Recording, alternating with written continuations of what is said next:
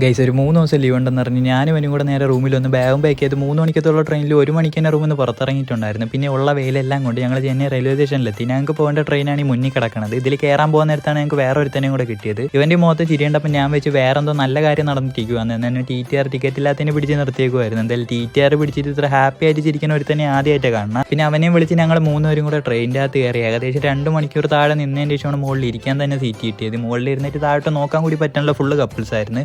ഒരു നിമിഷം ആലോചിച്ചു ഇത് ജനറൽ ബോഗിയാണോ കപ്പിൾസ് ബോഗിയാണോ എന്ന്. അത്രയ്ക്ക് ആളുണ്ടായിരുന്നു അതിൻ്റെ അകത്ത്.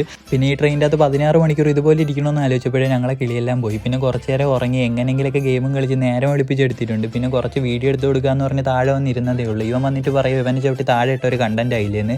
ഒരു കണ്ടന്റിന് വേണ്ടി ഇവന്മാർ എന്തായാലും എന്നെ ജയിലിൻ്റെ അകത്ത് വരെ കയറ്റുമെന്ന് എനിക്ക് മനസ്സിലായി. അങ്ങനെ നേരെ അടുത്ത സ്റ്റോപ്പിൽ ഇറങ്ങിയിട്ട് ഇവിടെ നിന്ന് കുറച്ച് വീഡിയോ എടുത്തു തരാം. മുന്നോട്ട് നടക്കുന്ന പറഞ്ഞതേ ഉള്ളൂ. ആ നടക്കേണ്ട രീതി വരെ ഞാൻ കാണിച്ചു കൊടുക്കേണ്ട അവസ്ഥയായി. പിന്നെ ഇവിടെ നിന്ന് ഞങ്ങൾ ഇറങ്ങിയിട്ട് അടുത്ത ട്രെയിൻ കയറി വേണം പോകാൻ വേണ്ടിയിട്ട്.